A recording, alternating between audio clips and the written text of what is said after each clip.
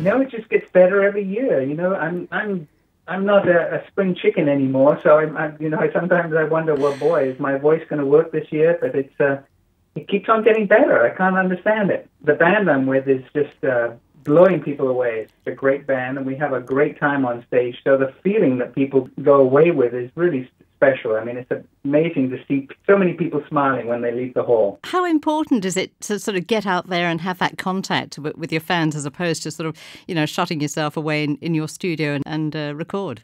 Well, for me, anyway, it's really what's feeding me, what's calling me to keep going at this time in my life. To tell you the truth, I have a wealth of songs that mean a lot to a lot of people.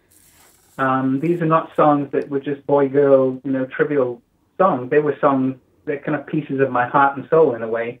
And as an artist, really, I spoke and sang about a lot of things that other people feel in the world also. And so many, it's amazing how many people tell me, boy, that song really got me through some hard times, or, even, deeper stories than that. Some people saved their life. Or they fell in love to a song, or they had it at their wedding. So it's amazing to have an arsenal of songs to play for people that take them on a journey to better times or different times, but it really gives them a kind of a journey that's really very rich in emotion, and that's a real gift that I can offer people, and to me, that is what keeps me going. A little bit of my love and passion to people, and that's kind of why I'm doing it. Yeah, so people can relate to those, and you've penned many a classic. We could go through a list of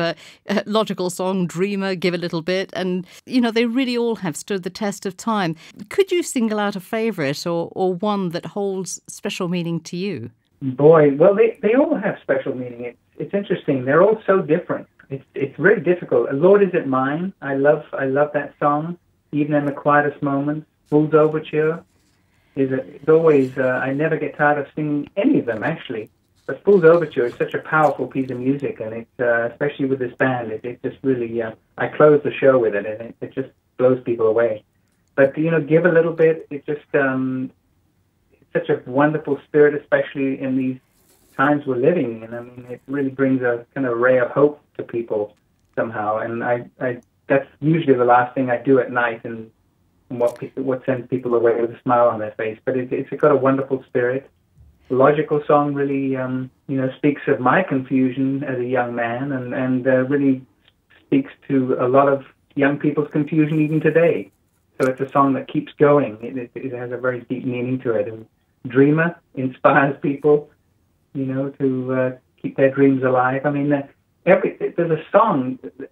No two songs are the same, and it amazes me even how much I still enjoy singing them today, and how much people are enjoying hearing them and singing them with me. But then they send me away to teach me how to be sensible, logical, oh, responsible, practical. Dreamer, you're nothing but a dreamer.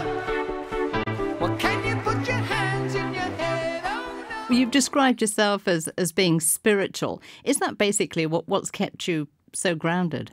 I don't know about grounded. It's really been a driving force in me, because, I was like many other people. I was a very confused young man, having gone through an English boarding school system and my childhood, which was, divorced parents, etc.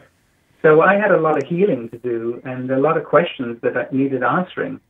And really, that was what I put in my songs. A lot of my songs were prayers, actually. They really came from that deep place in me that just wanted help, needed to feel like I belonged. And, I didn't really write for the rest of the world or even for an audience. I wrote for myself. It was a kind of catharsis to get out what was deep inside, whatever was happening. Sometimes it was joy, pain, questions. And so it's pretty interesting that then those kind of private journal songs, in a way, then went out and touched so many people around the world. Yeah, just out of interest, do you still have that guitar that was given to you by your father at 12? I think there was a teacher at boarding school that actually taught you your first 3 chords, and, well, that certainly served you well, didn't it? It certainly did, boy. I wish I had. I don't know where it went, to tell you the truth, but it was a funky old Gibble guitar, and but it served me well. I was off. I mean, yes, you're right. A teacher showed me 3 chords on the guitar, and I've written 12 songs, I believe, within a year. So I really got the bug at a very early age, and even performed a concert of those songs at my boarding school at the age of 12. So that was pretty amazing. You started by saying, spring chicken, but we'll reserve that title for Mick Jagger. Probably wouldn't want that title anyway, but you're certainly recognised as one of the most gifted songwriters and lyricists of our time. That must give you a great sense of pride and satisfaction. Well, I don't spend time thinking about that. To tell you the truth, I'm more grateful, really, for my life and the fact that I'm still able to have the juice I have and be able to sing these songs that mean so much to so many people and mean so much to me, too. And I often say, boy, I have the best job in the world. I go around the world traveling and meeting people and making them happy for 2 hours. So it's, I really just gratitude more than pride, I would say. So you think you're a Romeo? You're playing a part in a picture show. We'll take the long way home. Well, your name is synonymous with Supertramp, one of the greatest progressive rock bands. Was it a difficult decision to leave it all behind in the 1980s? Well, it was difficult because it was a name that I had built for 14 years. And, it really was my baby.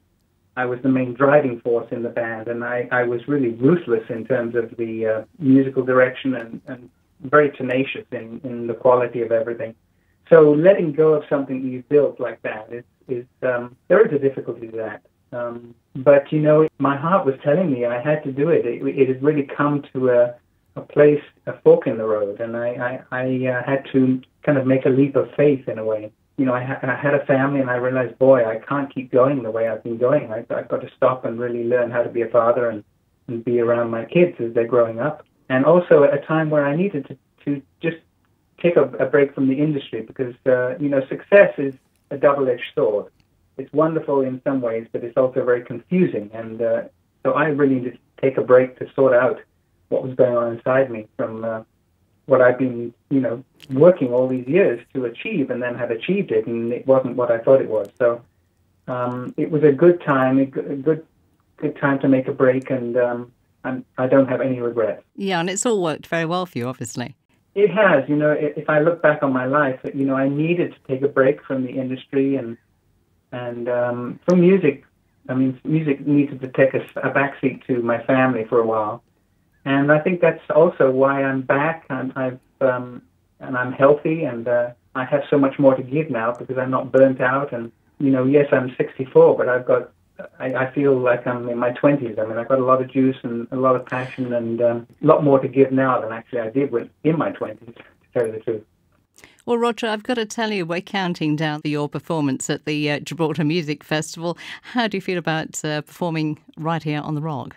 I'm very excited. I've never been to Gibraltar. Obviously, there's a lot of Brits in Gibraltar, and I was very, very excited to hear that we're going to be coming down there. And I know we're on the Radio Gibraltar Stage. If any people out there who love Supertramp or who love the songs that I wrote with Supertramp, please come to this show.